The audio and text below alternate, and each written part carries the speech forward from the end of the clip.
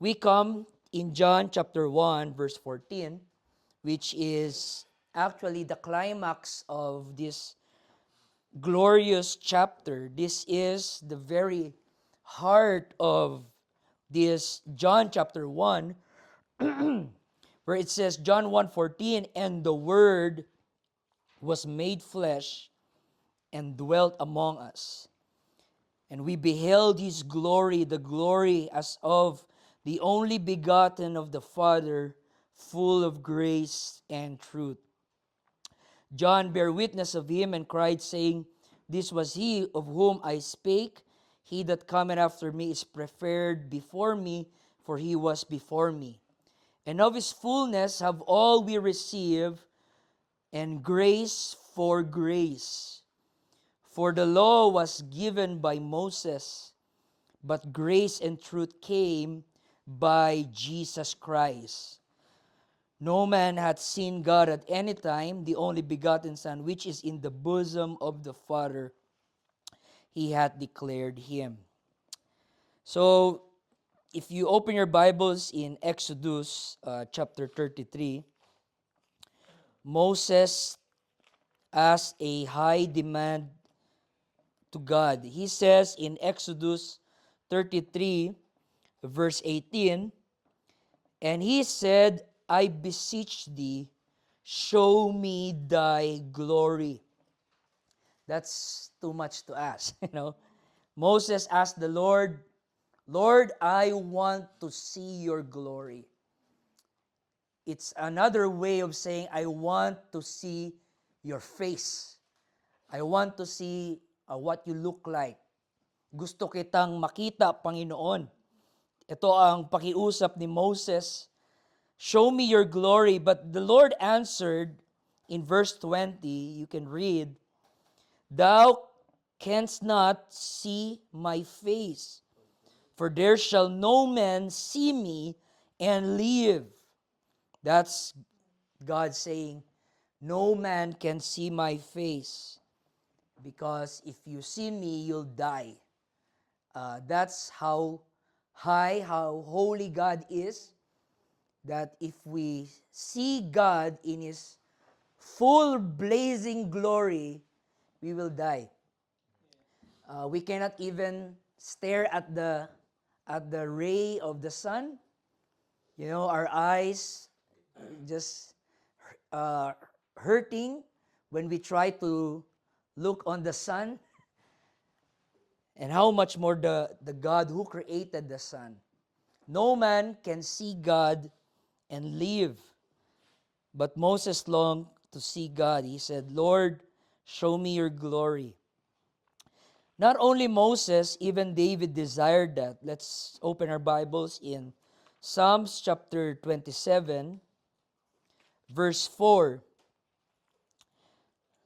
This is what David's singular purpose, singular desire in his life.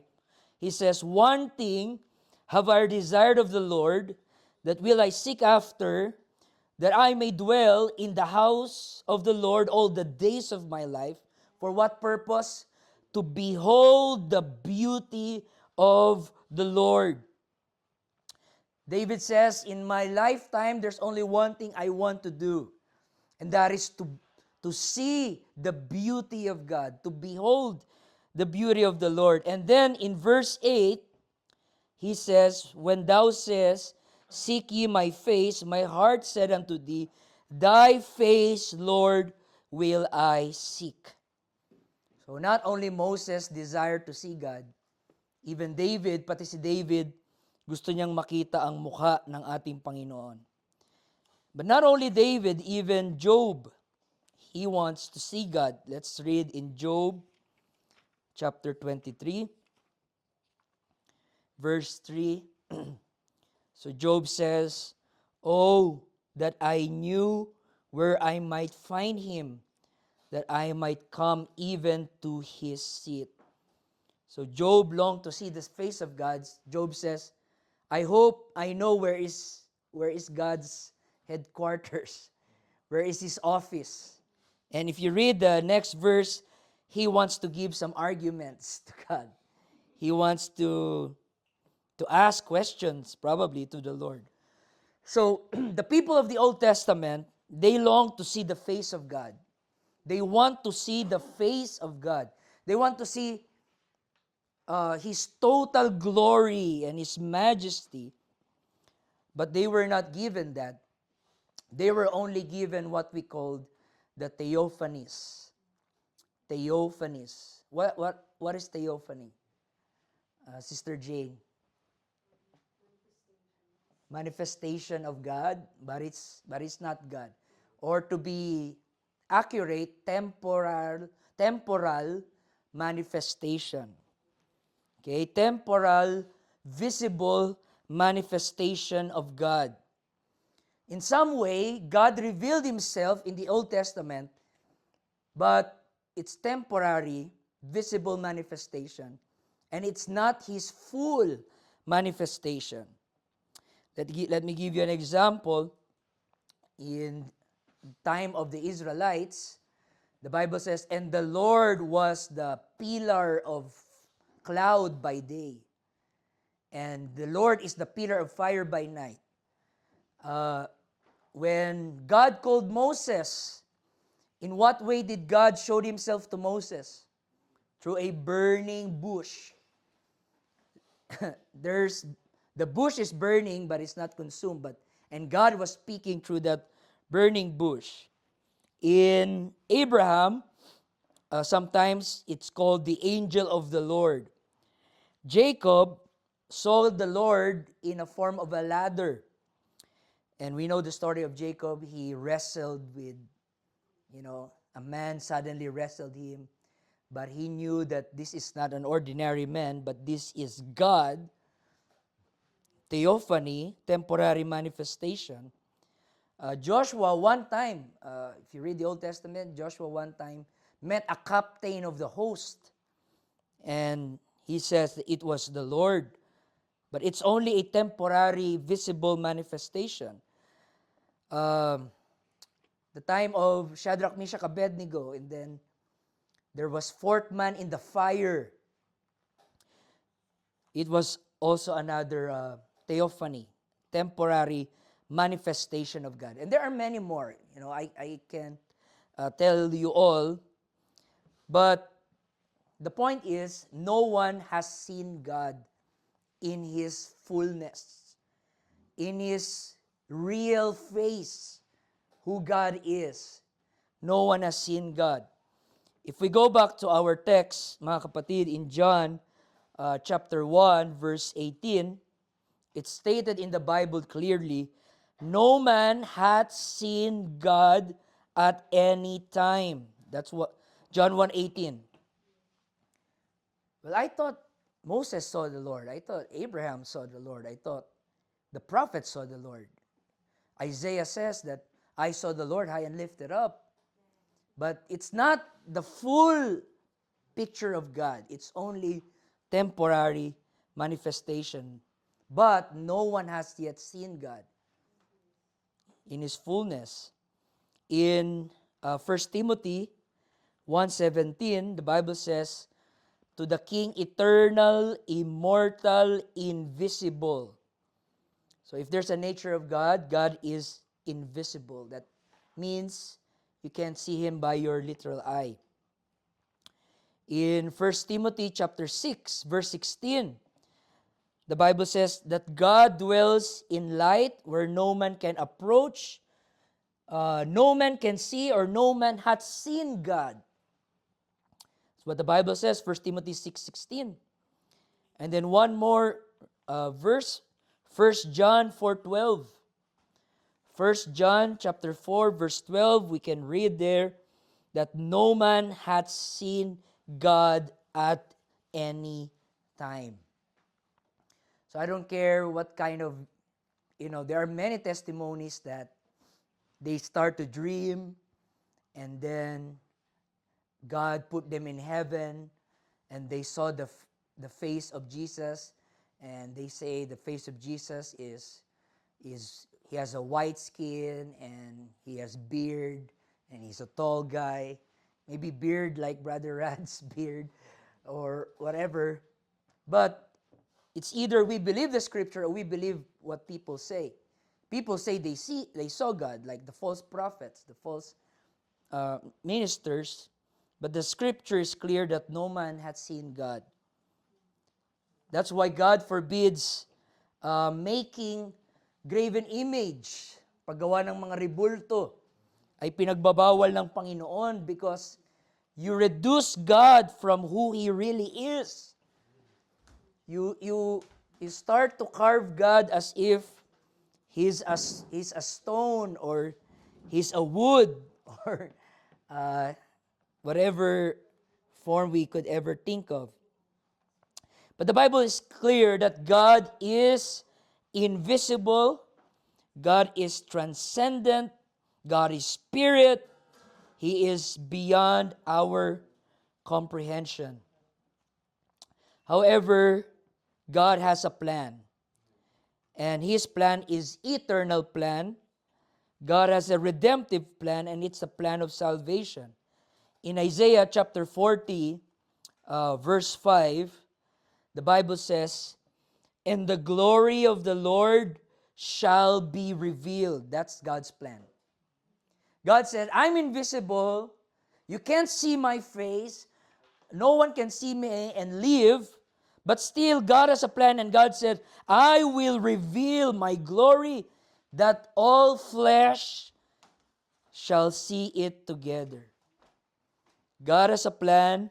God has ordained a time from which He will reveal Himself to us. Amen? May plano ang Panginoon. Ihahayag ko, ipapakita ko sa inyo kung sino ako. So the only way to see God is when God decides to reveal Himself.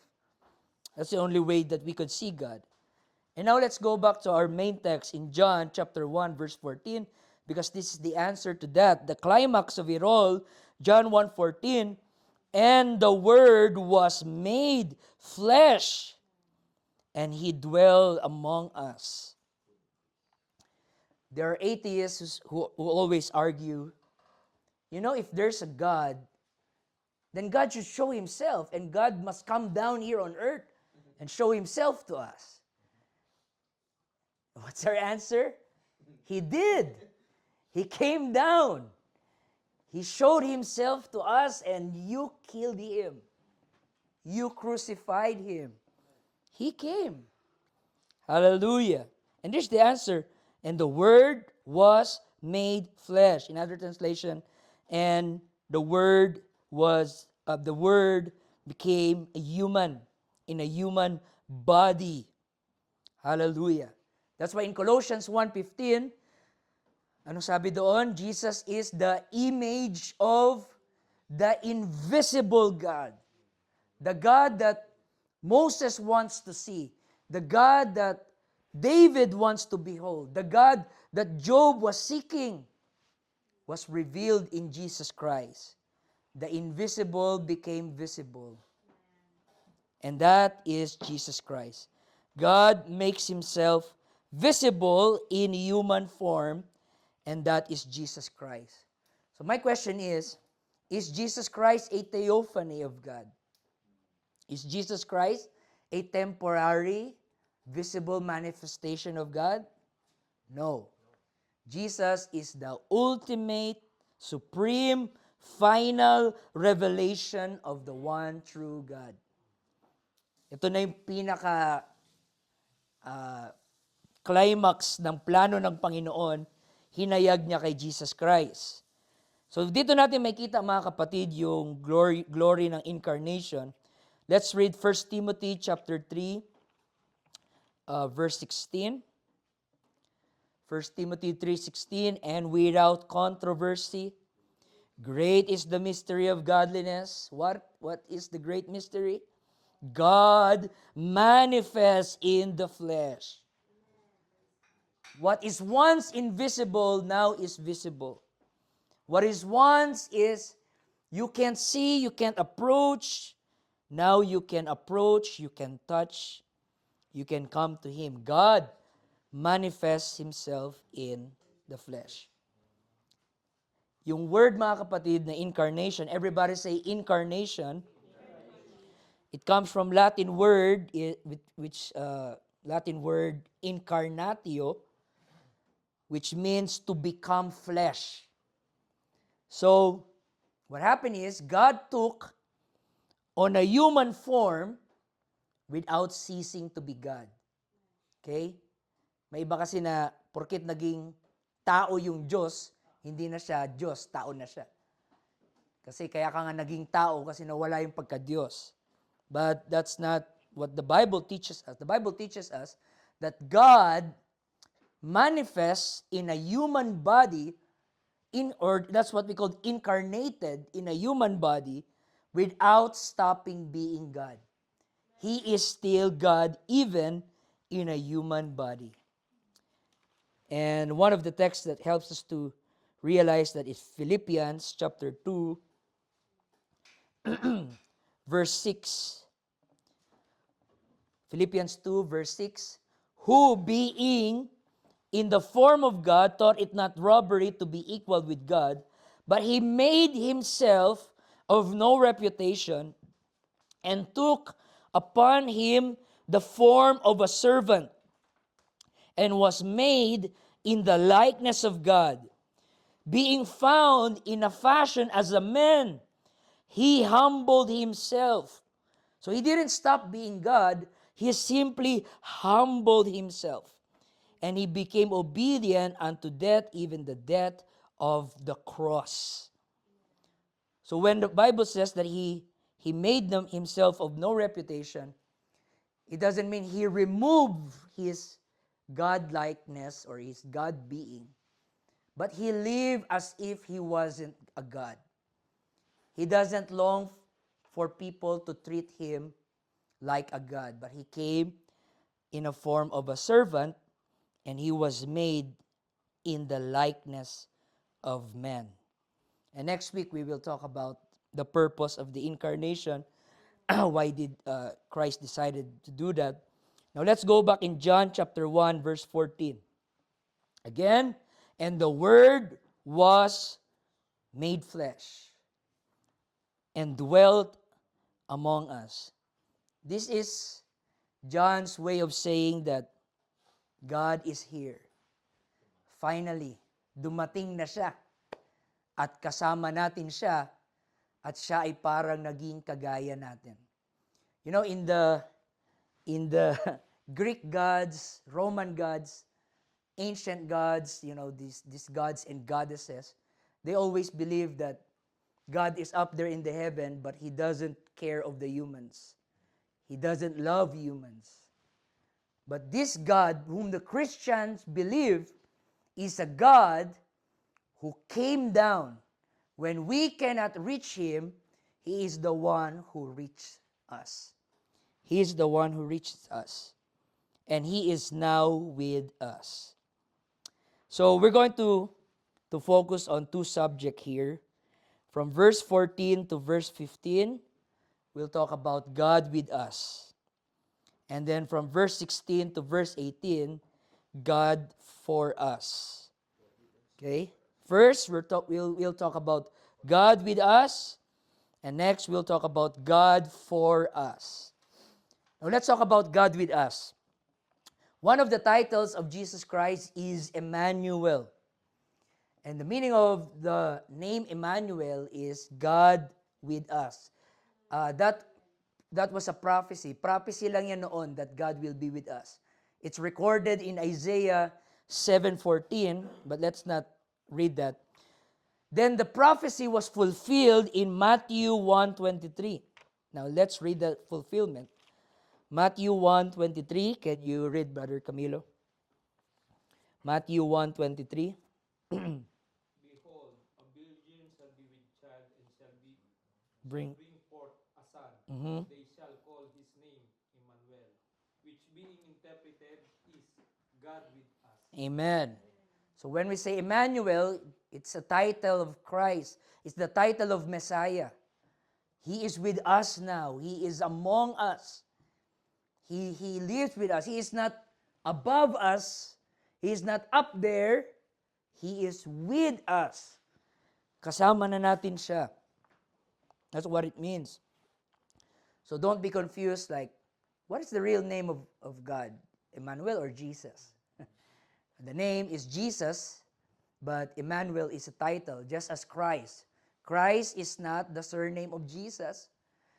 Christ is a title. It means the anointed one, the Messiah. So, it's clear that uh, He dwells among us. He came in a form of a man. He lives like a human. He talks like a human. He walks like a human. He feels like a human. But the only thing that makes him unique is he is a sinless human. Yun lang ang naiiba kay Kristo.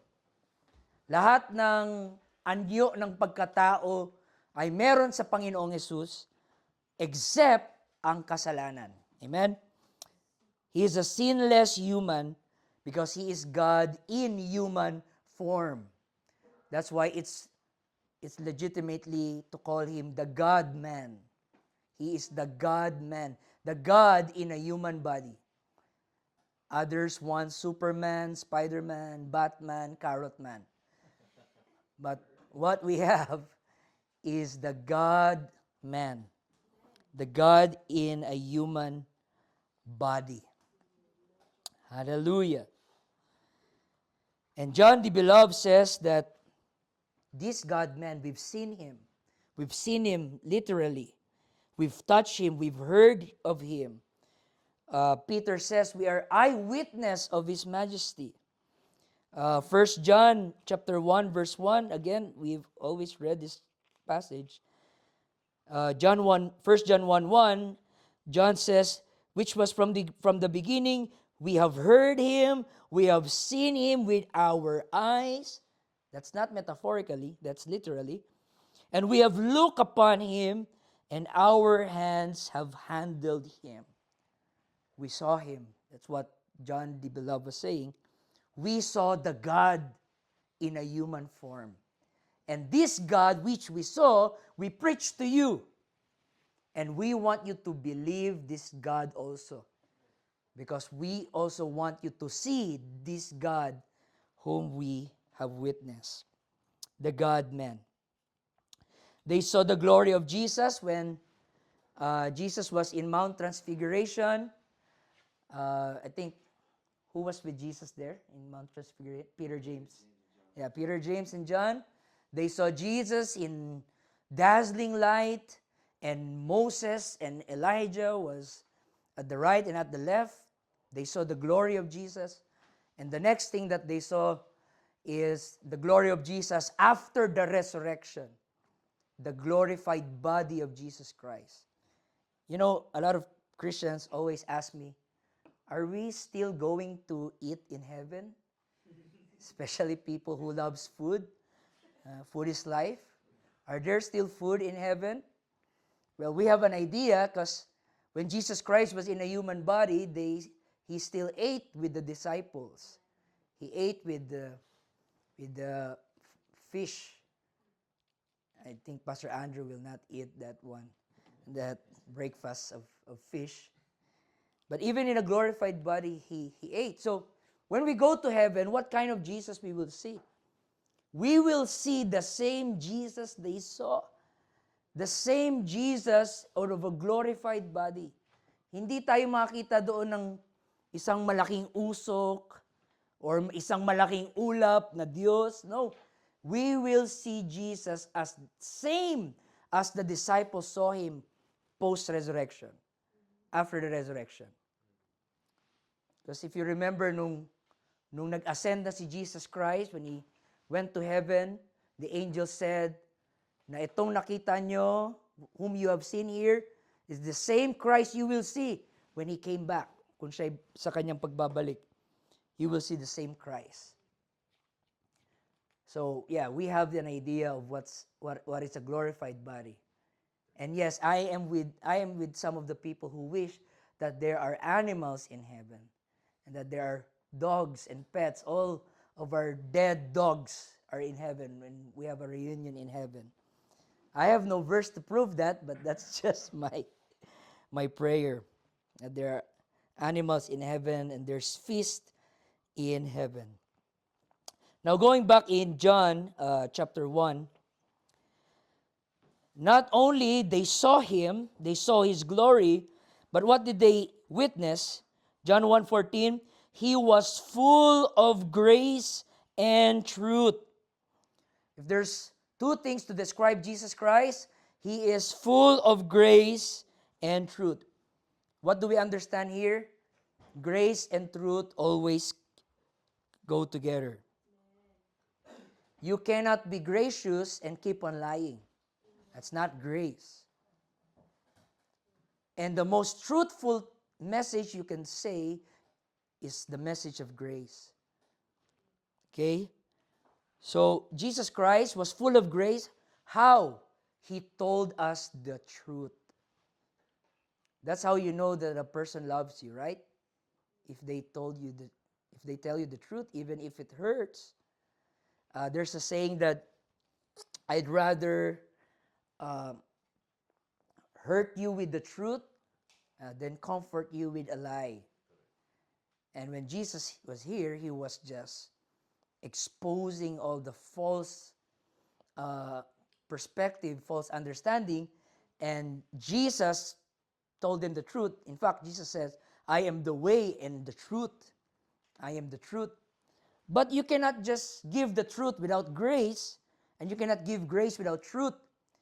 Ang totoong message ng Christianity, mga kapatid, is the balance of the grace and the truth. You preach grace. How? You preach the truth. And how do you preach the truth? You preach it with grace. And Christ was the living example that he was full of grace and truth. Now let's open our Bibles in Titus chapter 2. This is the perfect, for me, definition of what grace is. Can you read for me, Brother James? Titus chapter 2, verse 11. Titus chapter 2 verse 11, for the grace of God that bringeth salvation had appeared to all men. Tama ba? Yeah. Verse 12. Teaching us that denying ungodliness and worldly lusts, we should live soberly, righteously, and godly in this present world. Amen. So you see the combination of grace and truth there. The grace of God appeared to all men, that is Jesus Christ, who is the full of grace and full of truth. And what does grace teach us?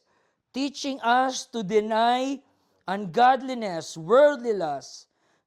The grace of God is teaching us to live soberly, righteously, and godly in this present world. That is grace. Grace is not, I'll keep on committing sin because there's grace. That's not grace. Grace is to teach us to deny ungodliness. So that is the combination of grace and truth. And John the Baptist even testified that. In John 1:15, John bare witness of him, crying, this was he of whom I spake. He that cometh after me is preferred before me, for he was before me. He was full of grace and full of truth. So God is with us. And next is, God is for us. How do we know? Because in verse 16, John 1:16, and of his fullness have all we received grace for grace. Wow, I love that. Anong ginawa niya sa atin? It was grace after grace after grace. That's why he is for us. Why is he for us? In John 3:17, for God sent not his Son into the world to condemn the world. In his first coming, he did not come to condemn anyone, but that the world through him might be saved. He came to give grace. That was his very purpose of his coming. He came to save us, to help us, to redeem us, to rescue us. Yun ang pinaka-purpose ng kanyang pagdating, mga kapatid. He is for us.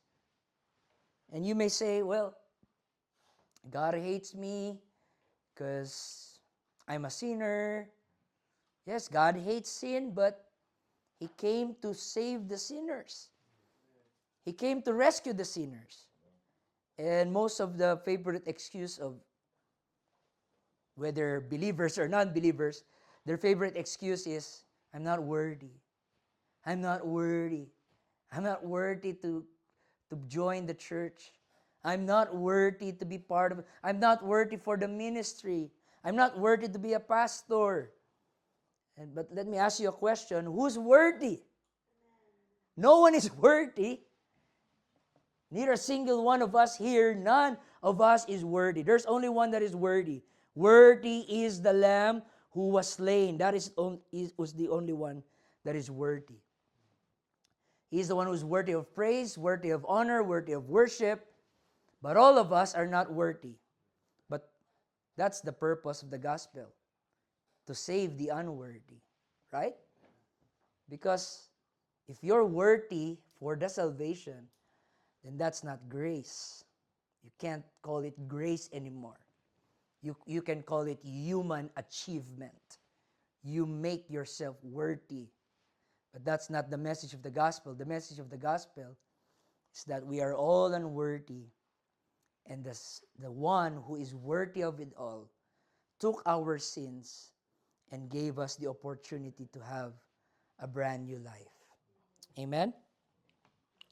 So don't be condemned by the lies of the enemy, especially when you will, involve in the church. Always, before you preach, the voice of condemnation is shouting on your mind. Satan will tell you, Brother Jerky, who are you to preach there? You are just this, you are just that. Ganito ka lang, di ka karapat-dapat dyan. But rebuke that in Jesus' name. You are covered by the blood of the Lamb. You will say, I am not worthy, yes, but I'm forgiven by Jesus Christ. Hallelujah. Pero ikaw, Satanas, di ka na worthy, di ka pa pinatawad.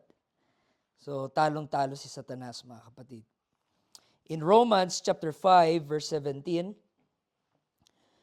Romans 5:17, for if by one man's offense death reigned by one, much more they which receive the abundance of grace and of the gift of righteousness shall reign in life by one, who is that? Jesus Christ. So yung unang one man, ng dahilan ng kasalanan, ng offense, si Adam, but now because of this one man, we have received the gift of righteousness, through Jesus Christ. And watch here, Romans 5:20. Moreover, the law entered that the offense might abound, but where sin abounded, grace did much more abound. Sa mas talamak ang kasalanan, mas umapaw ang biyaya ng ating Panginoong Hesus. And then here, mga kapatid, in Romans chapter 5, verse 21, that as sin hath reigned unto death, even so might grace reign through righteousness unto eternal life by Jesus Christ our Lord. So when you were yet an unbeliever, sin reigned in your life. Sin was on the throne. That's why you can't defeat sin. You're a slave to sin. But now, you are in Christ. Grace is now the new sheriff, the new ruler. That's why your life now has more struggle. Because grace always rebukes you, corrects you, convicts you, chastises you. Grace is that voice saying, why did you do that? You should pray. Why is your attitude like that? You should not have that kind of attitude. That's not a Christian. Grace will tell you, don't speak like that. Don't talk like that. Don't react like that. Ask apology to your brothers and sisters. It's the grace of God. It's the grace of God teaching us to deny ourselves. And sometimes we think that, it's just conscience telling us, but it's not really conscience. It's grace. It's the grace of God because He is now the ruler of our life. And now you are living in a disciplined life, disciplined by the grace of God. Hallelujah. So, Christ is for us because Christ is the God of grace. 1 Peter chapter 5. Let's read it. 1 Peter chapter 5 verse 10. But the God of all grace, who hath called us unto his eternal glory by Jesus Christ, after that ye have suffered a while. So even though you have the grace of God, you can still have sufferings. But after that suffering, it will make you perfect. It will establish you. It will strengthen you. It will settle you. It's the grace of God. That's how the grace of God works. Because sometimes we think the grace of God is when we commit sin, and then the Lord will appear to us by 3 a.m. and Jesus will just say, "It's okay, you're good. I still love you." That's not grace and truth. But the grace of God is, like to my experience, when I committed sin, horrible things. My grandmother, she's with the Lord now. But when she was still alive, the Lord has given her a gift of dreams. And that's what the Bible says, old men shall dream dreams. And Pastor Mario says, old men dreams because old men always sleep. Sleep and sleep. That's why old men shall dream dreams. And I tell you, my grandmom called me. She can walk that strong. And she said, "I was dreaming last night." And then she just described exactly, in the right detail, everything that I've been doing that's horrible, sinful. And she would never got an information. She's just at her bed, just, she's old, almost 90 years old. But it's not God condemning me. It's the grace of God. It's the grace of God telling me to repent or else you will perish. Repentance is not a bad news. It's the greatest news. It's a news of hope. When God calls you to repent, that means He's giving you a chance to turn of your ways. And when I committed sin, especially when I was younger, my dad always sanctioned me in what they call disciplinary action. And 3 months you cannot play instruments, 3 months you cannot be part of any worship team. And not only 3 months of disciplinary action, but 3 months of bullying me in the pulpit.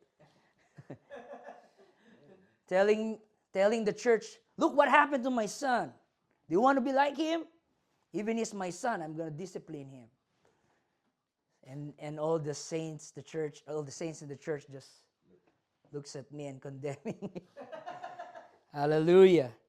But that's grace. That's the true picture of grace. Grace is conviction. Grace is correction.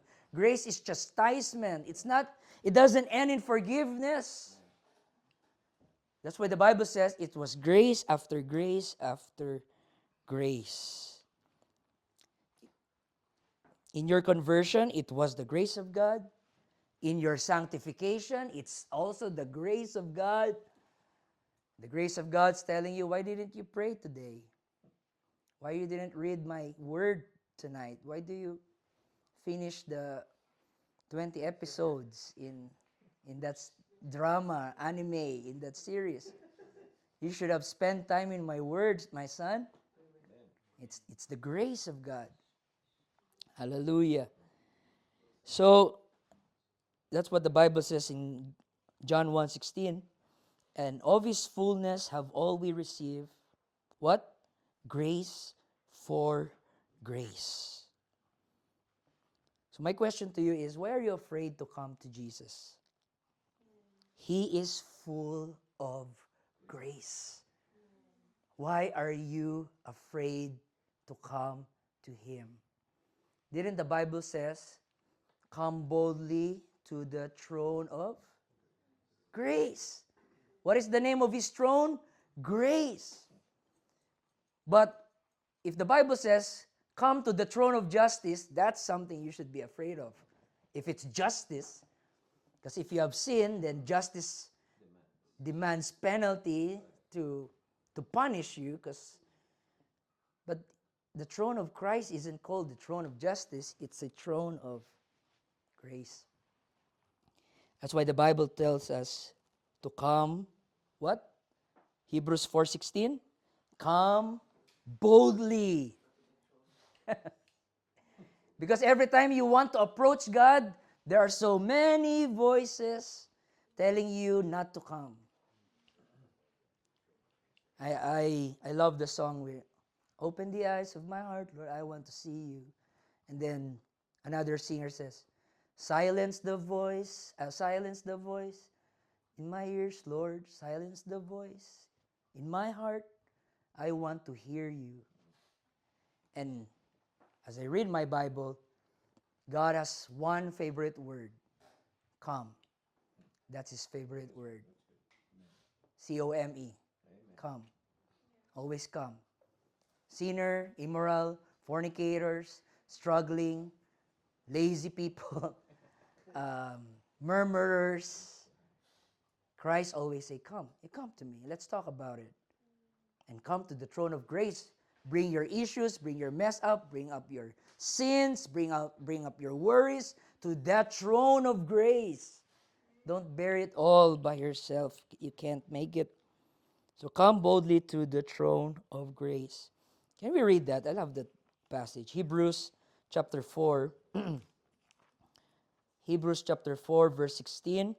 Let us therefore come boldly unto the throne of grace, that we may obtain mercy and find, another is the word again?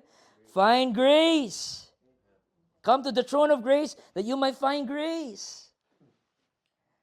And when you come to Christ, Satan will tell you, where do you get the audacity to come to him? Well, the answer is, I'm a sinner, and the throne is a throne of grace. So, I think I could say, you are overqualified to the throne of God. Because the throne of God is for the sinners. And the throne of God offers grace to the sinners. Now, that's verse 16. But let's read verse 15. Let's go back. Look what the Bible says. For we have not an high priest which cannot be touched with the feelings of our infirmities, but was in all points tempted like as we are, yet without sin. What a comforting passage. Scripture says, this high priest, Jesus Christ, since he became a human like us, he understands what we feel. He understands our struggles. He understands that there is just sometimes a boring day, a lazy day. Sometimes we want to make a holiday, spiritual holiday. I'm not Christian today, Lord.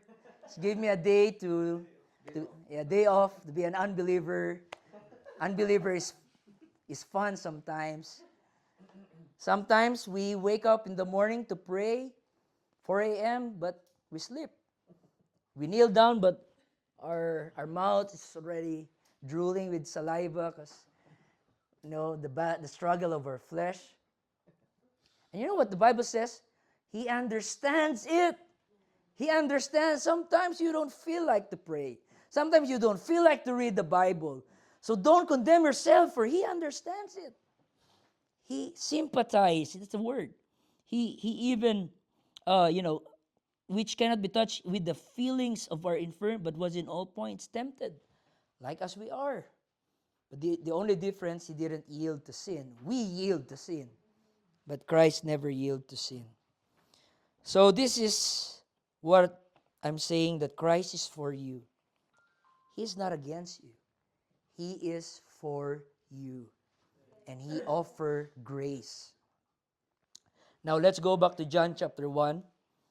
Now this is the contrast to that. Why is John emphasizing grace? Because of this, verse 17. Because the law.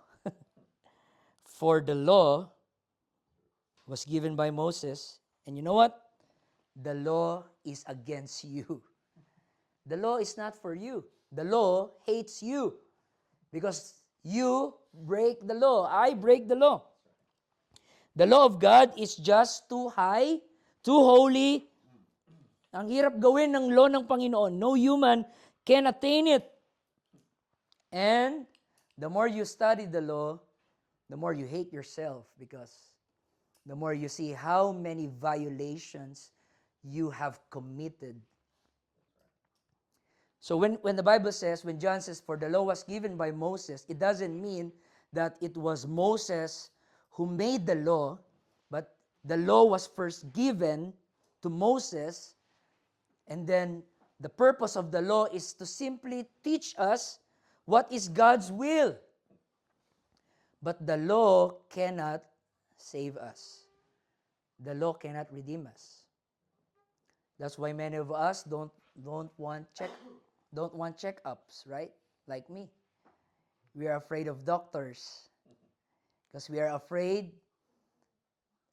that we were told how much law of health we violated. You eat too much sweet, you eat too much salty, you can't eat pork anymore, and all the funny stories that the only animal that you can eat is the animal that swims. So he went home and teach his pig to swim. So he can eat. So he can eat the pig. But we hate the law because especially when you have many violations. When you have many violations, you hate police, you hate government, you hate the orders of the society, because you know yourself you are a violator. In Romans chapter 3 verse 20, Romans chapter 3 verse 20, therefore by the deeds of the law no one can be justified in his sight. For the law is the knowledge of sin. What does it mean? You cannot be saved by simply obeying the law. Because in the first place, you cannot obey the law. You cannot perfectly obey the law. And the law doesn't pity. The priority of the law is justice. You cannot violate a law and tell the law, please, law, have mercy, because my wife is pregnant now and we're gonna have a baby. Can you please have mercy? That's not the purpose of the law. When you kill somebody, can you come to the court and say, please give me a chance? I have a family who relies on me. You can't put me in jail. I have 2 kids. Law will never have mercy. The purpose of the law is justice. To punish the lawbreakers. And guess what? We are all lawbreakers. Tell your neighbor, you're a lawbreaker.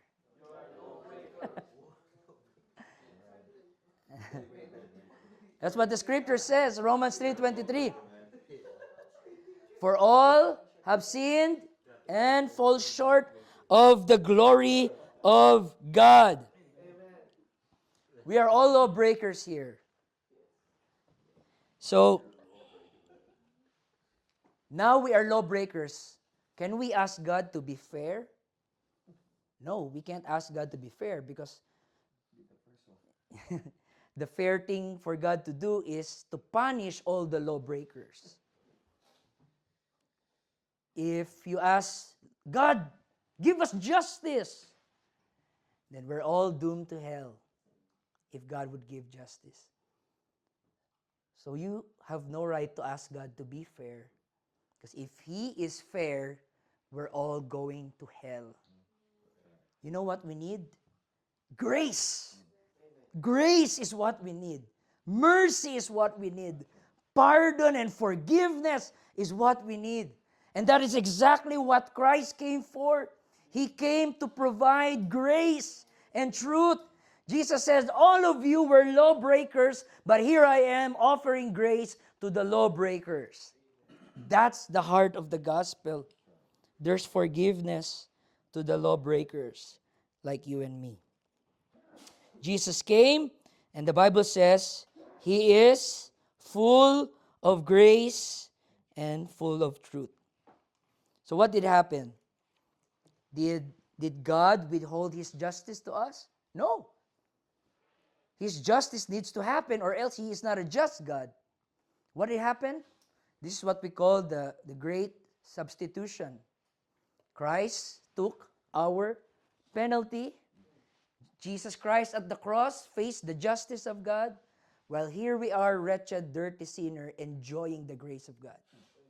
It's the great substitute that happened there. Christ, who is not a sinner, suffered like a sinner.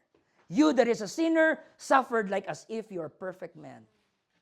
It's the great substitution. He took our faults. Hallelujah. Let's read here in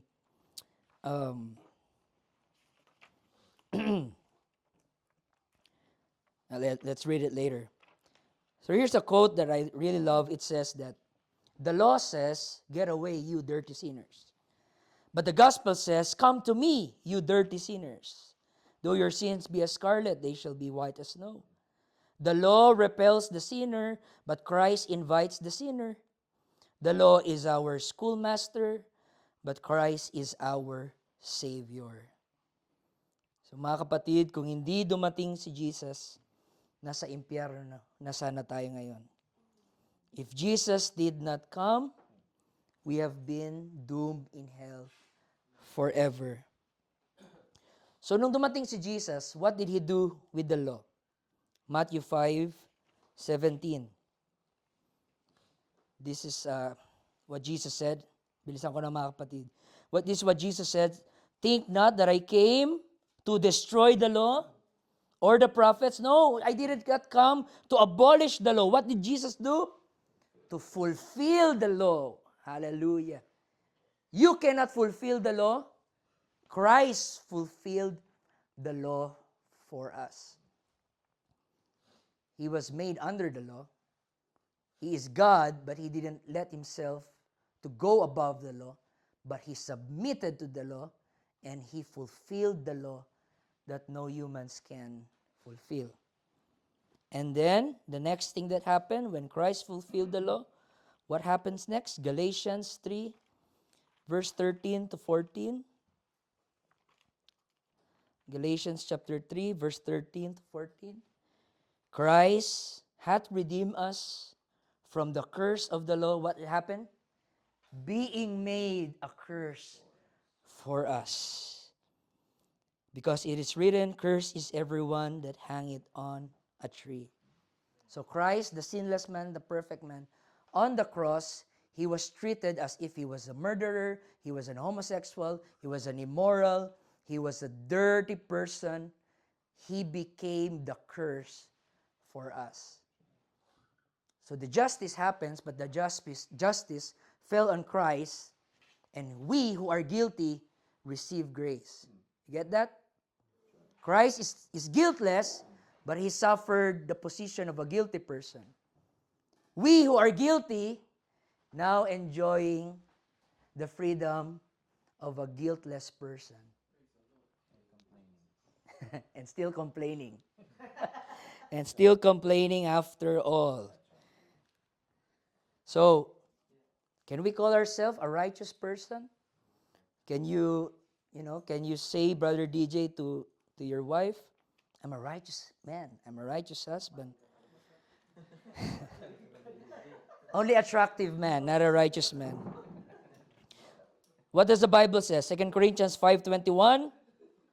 For He hath made Him to be sin for us who knew no sin. For what purpose? That we might be made the righteousness of God in Him. Yes, you are righteous not because you did something. You are righteous because God did something in your life. We have no self-righteousness to boast of. And, I have a preacher friend who always say when he preach, when you heard something wrong from me, it was my fault. But if you heard something great, it's because of Jesus. Everything that I do that is bad, it's not Christ, it's me. But everything that I do that is good, it is Christ who works in me. Got that? You will not go to heaven because you're good. You will go to heaven because He is good in your life. Paul says in Philippians 3:9, Paul perfectly articulated this one. He said, and be found in Him, not having mine own righteousness. It was not because of my righteousness, which is based on the law, but that which is through the faith of Christ, the righteousness which is of God by faith. Hallelujah. That's why if you can do good works, it's not because of you, it's because of the Holy Spirit working in you. That's why we call it fruit of the Spirit, not fruit of your works. It's the fruit of the Spirit working in your life. Amen? You're not saved because of your goodness, but you are saved to do goodness. Let your light shine before men that they may see your good works and glorify your Father which is in heaven. Pag sinabi ng mga unbelievers, mga tao, nakaka-bless ka, alam mo, ang bait-bait mo, tuwing nakikita kita, nakikita ko ang Panginoong Yesus.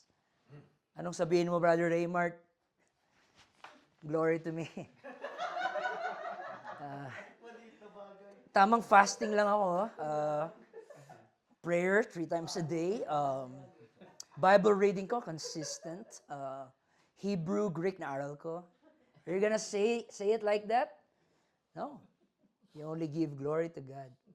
Too windy, bro. Yeah, windy than what happened today. Hallelujah. This is what Paul says. Paul says, I have no righteousness in me, only which God works through me by faith. Hallelujah. So going back in our last verse, John 1:18. No man has seen God at any time. Yes. But God manifests Himself in a form of a human body. Now they have seen Him. Totoo ba that you cannot see God? Yes. But it's also true that God make Himself known. Does He reveal Himself? Yes. How? Through Jesus Christ. And when you saw Jesus, you saw God. Jesus says, He that has seen me has seen the Father, because I and my Father are one. Sabi niya yun kay Philip. Philip, tanong-tanong ka pa saan ng Ama, tagal-tagal mo na akong kasama. He that has seen me has seen the Father. And here's the good news, mga kapatid. And one day, we shall also see Him. One day, we will also see Jesus face to face. You know, a preacher testified one time in his church. Jim Caviezel, the one who became an actor who portrayed Jesus Christ in the movie Passion of the Christ, attended in his church while he's preaching. And Jim Caviezel sit at the very front, and he says that was the most pressured preaching he ever experienced. Because he felt like when he saw Jim Caviezel, he saw Jesus Christ. He said, this is how it feels to preach while Jesus Christ is listening. And you know what his point? That's not yet the real Jesus. That's just the actor Jesus. But I still felt pressured and nervous and terrified. How much more one day we're going to see Him face to face. Last verse. 1 John 3, verse 2. Praise God. 1 John chapter 3, verse 2. Beloved, now we are the sons of God, and it doth not yet appear what we shall be. We're still struggling here. That's the sanctification. But we will not be forever in that process. There's a process of glorification, but we know that when we shall appear, we shall be like him. And what will happen next? For we shall see him as he is. I can't wait for that day. For that one glorious day, someday, in the sweet by and by, we will see Jesus face to face. Are you excited for that day? To see Jesus face to face. Let's pray. Lord, thank you, Jesus, one more time for your grace, your goodness. Your word reminded us that our labor is not in vain, because an appointed time will come, we shall see you face to face. For now, we only hear you in the preaching. For now, we only read about you in the Bible, read about you in the books. For now, we can only sing about you, but we haven't yet seen you, Lord. But what a day that will be when I see my Jesus face to face, and I will be, and we shall be like you. Lord, I pray for every saints that are here tonight, that we must not give up on serving you, because there is a day coming that we will meet you with all your glory, with all your majesty, with all your beauty. Moses asked for it, but you haven't given him the chance, Lord. David asked for it, but you haven't given them the chance. Job asked for it, but Lord, one day, we, your church, we shall see you face to face. And it will be a great reunion. You will hug us, and you will wipe away all the tears from our eyes. And you will say, well done, thou good and faithful servant. All the glory belongs to you. In Jesus' name. Amen, amen. Let's clap our hands to the Lord.